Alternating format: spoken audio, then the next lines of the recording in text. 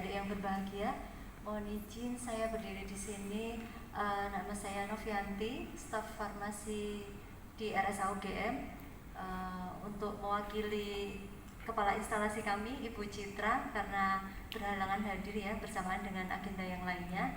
Nanti akan saya sampaikan sharing sedikit mengenai profil instalasi farmasi RSA UGM. Harapan kami semoga menjadi gambaran kepada adik-adik semua terkait dengan pekerjaan kefarmasian yang nantinya akan kalian hadapi di kedepannya kalau sudah lulus nanti, begitu ya.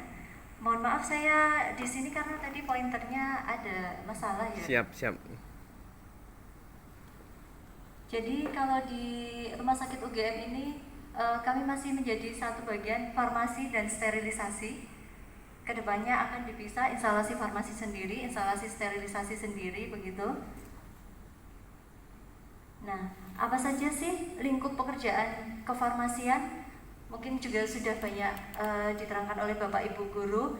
Nah, ini dari manajemen ya, manajerial itu terkait dengan seleksi dari persediaan farmasi, ada obat, bahan obat, alkes, PMHP, begitu. Kemudian pengadaan, lalu distribusi, dan akhirnya digunakan. Dari drug management cycle ini kita membutuhkan support berupa apa saja? Organisasi sendiri ya, berupa instalasi farmasi, kemudian terkait dengan keuangan untuk mengelola anggaran yang nantinya akan diberikan persediaan farmasi itu.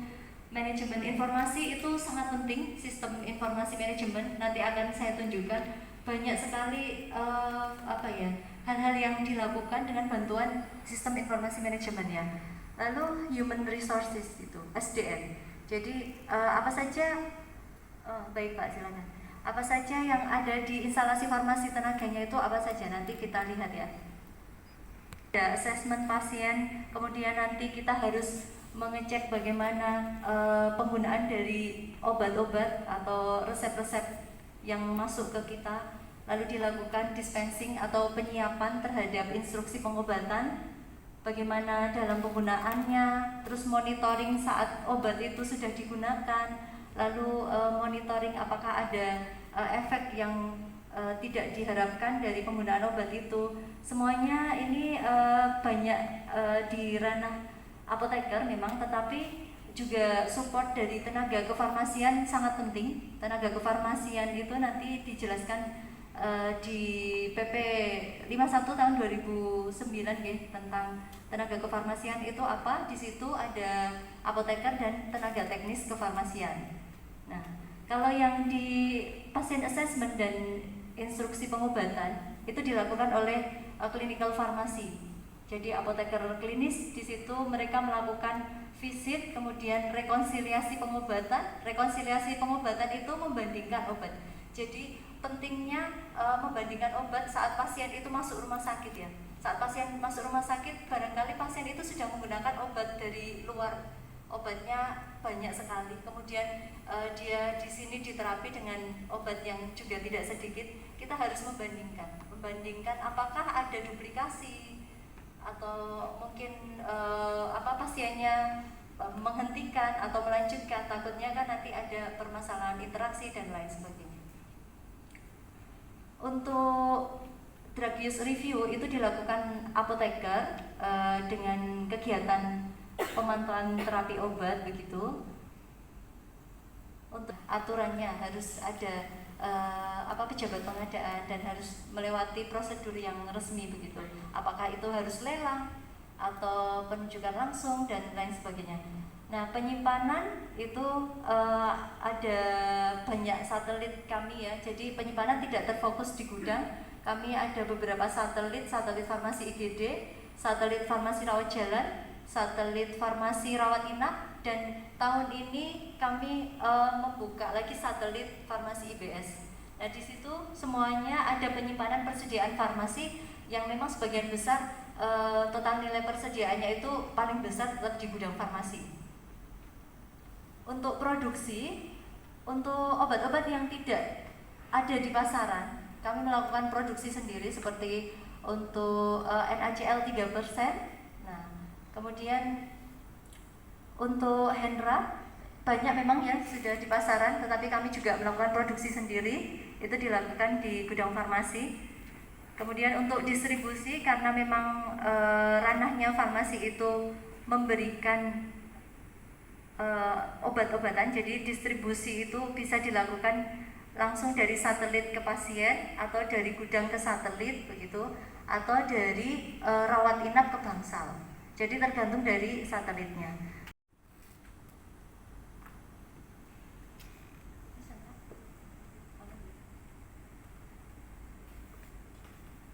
Nah, dalam melakukan pekerjaan kefarmasian tadi kita harus mematuhi dari standar pelayanan kefarmasian yang tercantum dalam Permenkes 72 tahun 2016.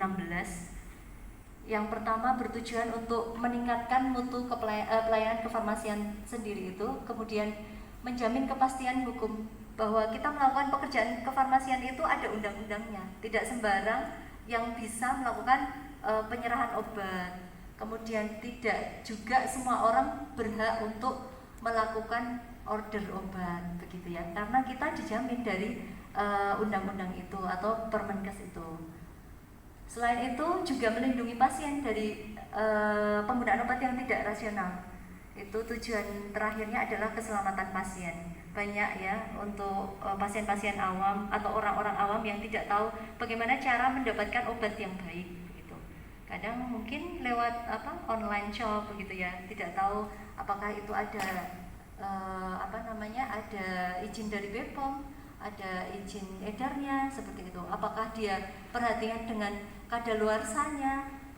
Kalau adik-adik lihat sekarang juga kita harus fokus tidak hanya kadaluarsa tetapi juga beyond use date. Jadi obat itu kalau sudah dibuka dan bisa dipakainya sampai berapa lama, itu sudah berbeda dengan saat dia belum dibuka.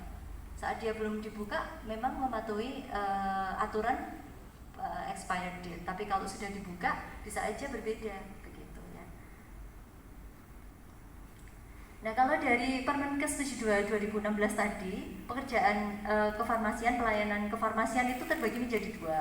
Yang pertama mengenai pengelolaan sediaan farmasi, lebih terkait ke manajerialnya tadi. Kemudian yang kedua, pelayanan farmasi klinik. Untuk pengelolaan sediaan farmasi meliputi apa saja ya, dari pemilihan tadi itu. Pemilihannya itu nanti ditetapkan setelah dipilih di bentuk istilahnya semacam buku atau panduan, namanya DORS ya, daftar obat rumah sakit, yang ditetapkan oleh tim farmasi terapi atau panitia farmasi terapi begitu.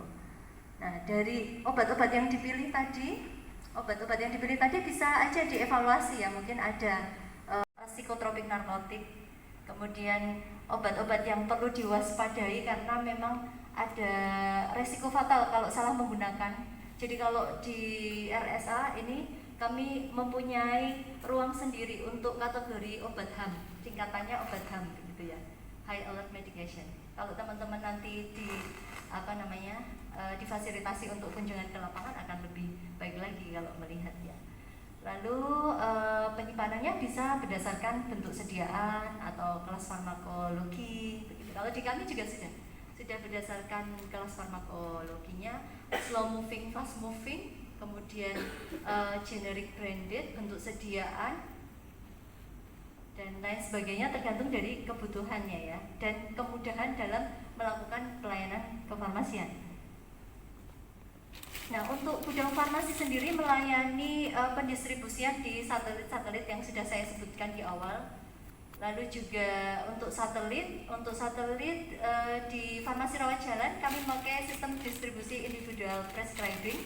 Jadi untuk satu pasien satu resep ya. Satu resep itu kan meliputi beberapa obat begitu ya, untuk dibawa pulang pasien dalam jangka waktu tertentu.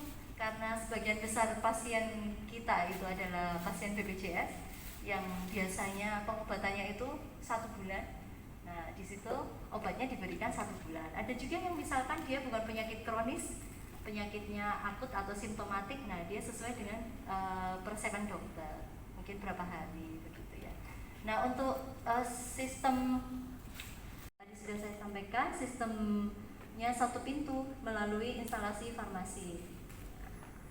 Kalau dalam bertugas apoteker dan tenaga teknis kefarmasian, kalau dulu asisten apoteker ya, itu yang pendidikannya D3, itu harus menyertakan izinnya berupa STR sama SIP.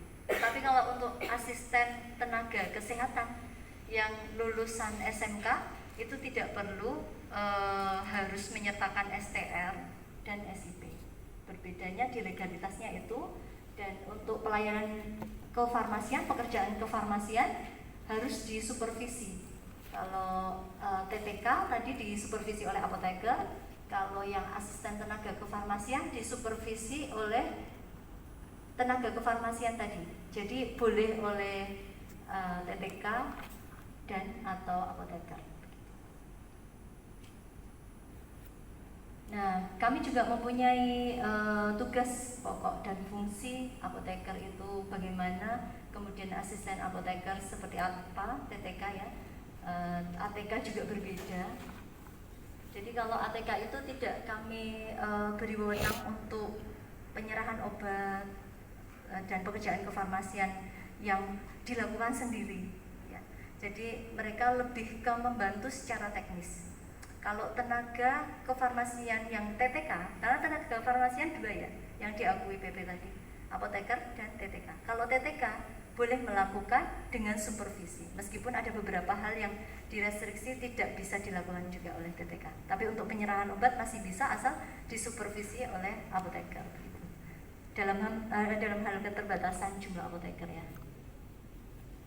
Nah, kalau untuk jumlah tenaga kefarmasian itu kami pastinya mengacu pada beban kerja. Kalau memang kebutuhan lebih dari yang sekarang dan beban kerjanya lebih, akan kami prioritaskan untuk menambah begitu.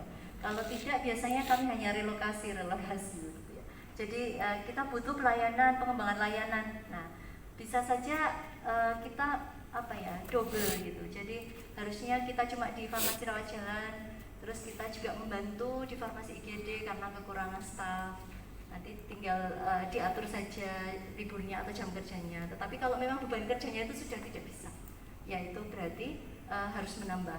Idealnya kan satu apoteker 2 TTK ya, dan satu apoteker melayani 30 bed, 50 resep rawat jalan. Jadi kalau apoteker rawat inap 30 bed, kalau apoteker rawat jalan 50 lembar resep. Dibantu 2 TTK. Tergantung juga jumlah jenis kegiatannya, berapa jumlah itemnya, dan dia itu kedalamannya berbeda-beda. Kebetulan kalau ini yang kedalamannya paling besar, lalu ada yang sedang, lalu ada yang kecil lagi begitu. Jadi tergantung dari jenis obatnya. Dan ini tidak transparan ya kalau di gudang. Kalau di satelit, mohon maaf tidak kami foto, itu transparan, jadi kelihatan. Kalau misalkan stoknya masih berapa itu terlihat. Kalau ini memang dari gudang karena harus ada stok ya, jadi tidak transparan apa-apa. Tapi kalau di satelit itu kami buat transparan semuanya. Nah, ini kalau untuk termolabil kita ada cold chain-nya di sini untuk vaksin dan lain sebagainya, untuk obat-obat yang perlu stabilitas yang dijaga di 2-8.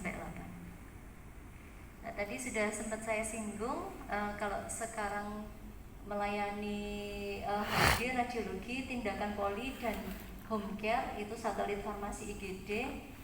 Kemudian kira-kira 80 resep per hari. Untuk rawat jalan kami buka poli pagi dan sore sekitar 200 lebih kalau sekarang. Kemudian melayani telemedicine, jadi ini layanan baru ya. Telemedicine pada pandemi itu sangat booming ya, karena banyaknya permintaan pelayanan kesehatan dari jarak jauh begitu. Tapi bisa mewadahi agar pasien juga tetap bisa berobat. Nah, kami tambahkan di sini telemedicine dan telefarmasi, belum ditulis. Untuk telefarmasi kami juga masuk di telemedicine. Jadi kalau misalkan ada konsultasi via Zoom begitu, dan delivery obat, kalau delivery obat tidak terbatas pada telemedicine, Jadi untuk pasien-pasien yang di sini mungkin ada keperluan harus ditinggal dulu, masih jamkes gitu ya untuk klaim secara penuh tagihan-tagihan pelayanan di rumah sakit, tapi untuk tagihan obat dibebankan kepada instalasi farmasi yang ada petugasnya khusus untuk klaim Asterix. Asterix itu obat-obat kronis yang harus ditagihkan terpisah tagihannya, karena pasien BPJS itu satu kali kunjungan dia punya plafon mendapatkan sekian ratus ribu begitu ya, tapi itu all semuanya, jadi pelayanan ke dokter dan obat, tetapi ada obat-obat yang diberikan 1 bulan. Nah, untuk obat-obat yang 1 bulan itu kita tagihkan bagian yang harus ditagihkan ke BPJS sendiri. Nah, itu namanya klaim Asterix gitu. Penyakit-penyakit kronis yang ditetapkan BPJS itu meliputi hipertensi, kemudian jantung, epilepsi, DM, schizofren, dan lain sebagainya. Nah, ini untuk satelit farmasi rawat inap ya. Kalau kurang lebih melayani kartu pemberian obatnya 110 per hari. Tadi yang sudah saya sampaikan UDD, tetapi dikemas dalam one daily dose.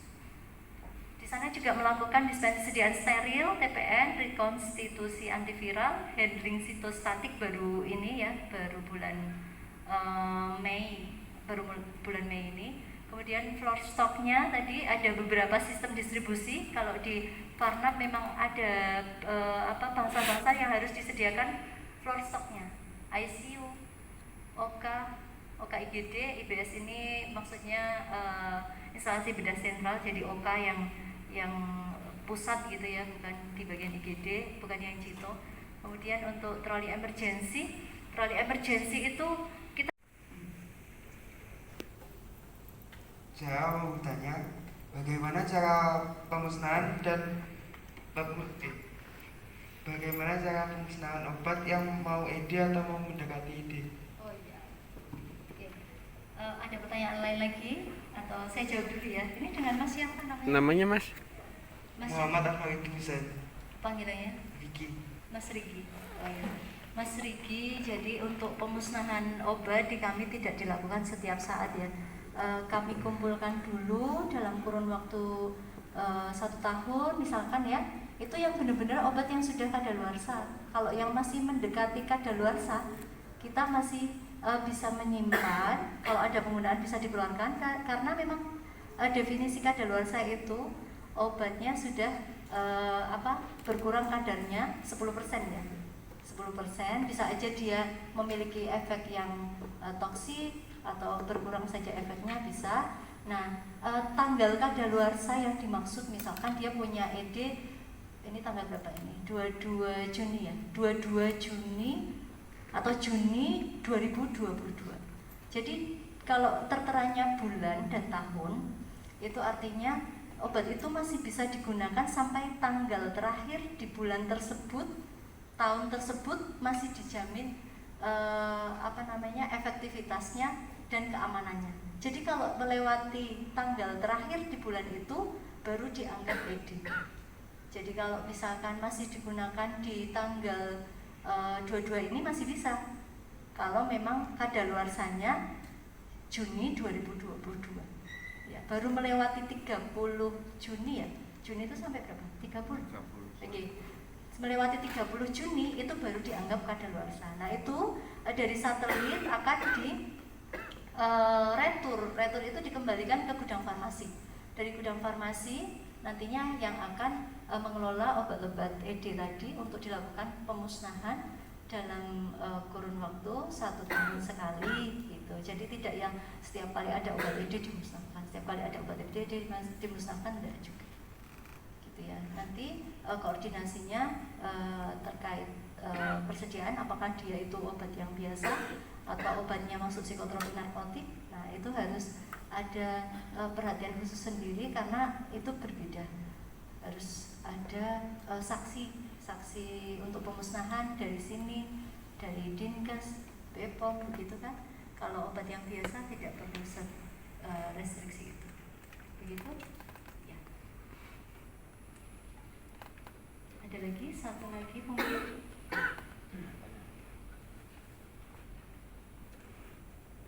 Kalau sudah tidak ada, mungkin saya cukupkan sekian. Banyak kekurangan, saya mohon maaf. Saya akhiri. Wassalamualaikum warahmatullahi wabarakatuh.